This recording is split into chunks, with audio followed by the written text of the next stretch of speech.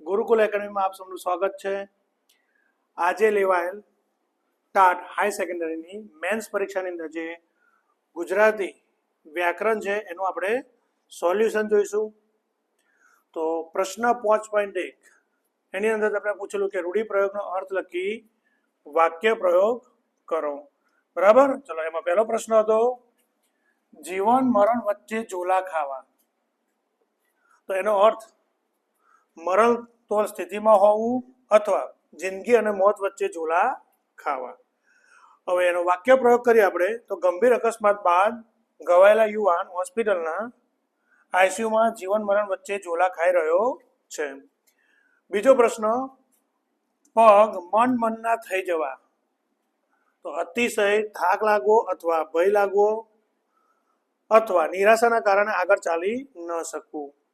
વાક્ય પ્રયોગ કે દિવસભરના સતત પરિશ્રમના બાદ ઘરે પાછા ફરતી વખતે રમેશના પગ મનના થઈ ગયા। ત્યાર પછી આપણે આગળનો પ્રશ્ન જોઈએ।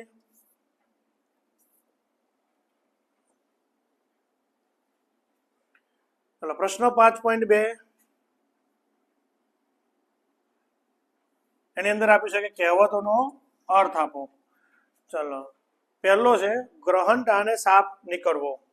ગ્રહણ ટાણે સાપ નીકળવો એટલે કે એનો અર્થ એ જ સમય મુશ્કેલી કે નવી વિપત્તિ આવી પડવી। હૈયું બાળવા કરતા હાથ બાળવા સારા। એનો અર્થ થાય કે પારકા પાસે કામ કરાવીને સરવાળે દુઃખી થવા કરતા પોતાનું કામ જાતે કરી લેવું સારું। ત્યાર પછીનો આગળનો પ્રશ્ન આપણો સમાસ।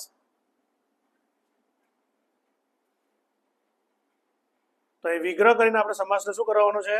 ઓળખવાનો છે। તો પહેલું છે માનવ સેવા। એટલે માનવ સેવા એટલે શું થશે? માનવની સેવા। તો માનવની અહીં શબ્દ આવ્યો એના પરથી કયો સમાસ આવશે? તો એ સમાસ આવશે તત્પુરુષ સમાસ। બીજો છે પાણીપંથ। તો પાણી જેવા વેગવાળો પંથ। તો એની અંદર જવાબ આવશે બરાબર મધ્યમ પદ લોપી। અને પંથ એટલે શું? અહીંયા આગળ રસ્તો, એટલે એનો જવાબ શું આવશે? મધ્યમ પદ લોપી સમાસ। એટલે આગળ જોઈએ આપણે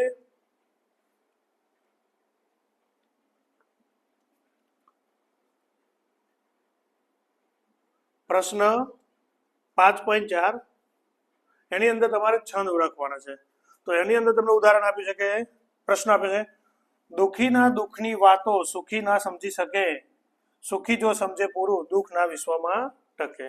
તો અહીં આગળ જે છંદ છે એ કયો છંદ છે? તો એ છે દોહરો છંદ। બરાબર, કારણ કે એની અંદર જે માત્ર મેળ છંદ છે એની અંદર કેટલી માત્રા છે? 24 માત્રા। બરાબર, એટલે એનો જે જવાબ આવશે એ કયો આવશે? દોહરો છંદ।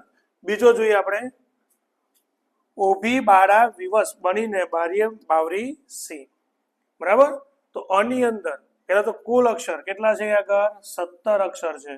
બરાબર, અને ચોથા અને 10મા અક્ષર એ શું આવે છે? યતિ આવે છે। એટલા માટે આનો જે જવાબ આવશે એ કયો આવશે? મંદાક્રાંતા છંદ। ત્યારબાદ આગળ જોઈએ આપણે આગળનો પ્રશ્ન।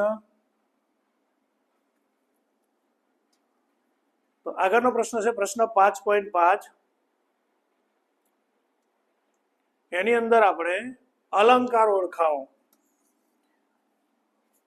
પહેલો પ્રશ્ન છે એની અંદર તમે પસંદ કરેલું ચિત્ર પાણી વિનાનું છે।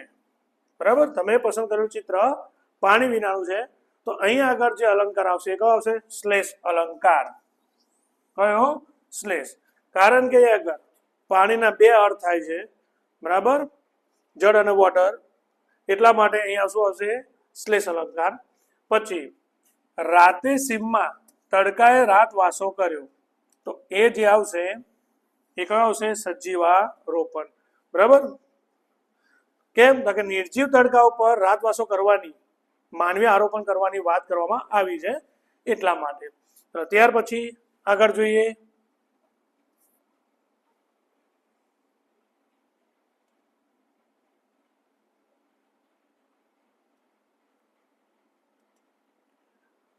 શબ્દ સમૂહ માટે એક શબ્દ આપો। જે દોરામાં મનકા મોતી વગેરે પરોવ્યા હોય તેવી માળા। તો એની સુમન માળા, જપ માળા અથવા સર। બરાબર, શું કહી શકાય? એને સર કહી શકાય છે। બીજું છે દેહહીન સૂઝબૂઝ વિનાનું છે તે, તો એ દેહહીન આવી શકે, અકાળ આવી શકે, લક્ષહીન પણ આવી શકે છે, બરાબર. ત્યાર પછી છે જોડની શુદ્ધ કરો. જો સિગ્ન, તો સિગ્ન કેવી રીતે લખાશે, તો આ રીતે લખાશે. અને શરત ચૂક, તો શરત ચૂક, બરાબર. તો આ રીતે લખાય છે શરત ચૂક. ત્યાર પછી આગળનો જોઈએ આપણે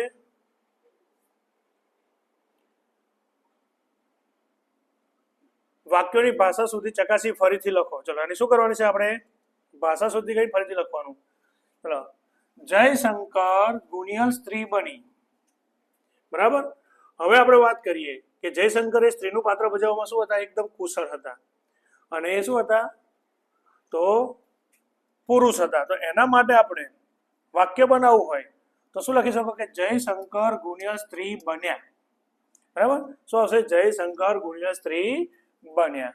ચલો, ત્યાર પછી સાજ પડતા હું એકડિયા બગડિયા ગુટ્ટો હતો, તો અહીંયા આગળ સાંજ પડતા, બરાબર, અને હું એકડિયા બગડિયા ઘૂંટતો હતો. તો આ રીતે આપણે એનું વિધાન લખી શકીએ છે. ત્યાર પછી વાક્ય પરિવર્તન કરો.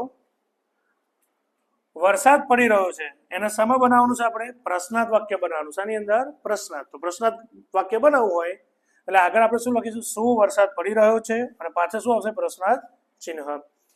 ત્યાર પછી બીજો પ્રશ્ન છે, શાળાએ ભૂતપૂર્વ વિદ્યાર્થીઓને પુરસ્કૃત કર્યા. કર્મણી, બરાબર. કયું વાક્ય બનાવવાનું છે, કર્મણી. તો શાળા તરફથી ભૂતપૂર્વ વિદ્યાર્થીઓને પુરસ્કૃત કરાયા. અને ત્યાર પછી છેલ્લો પ્રશ્ન, સંધિ વિગ્રહ કરો. ઉચ્ચાલન, તો એની અંદર આવશે ઉત પ્લસ ચાલન, બરાબર. શું આવશે, ઉત પ્લસ ચાલન, કારણ કે ત અને ચ ભેગા થઈને શું બનશે, ચા, એટલે ઉચ્ચાલન. અને સુસુપ્તિ, તો સુ પ્લસ સુપ્તિ. તો આ થઈ ગયું આપણું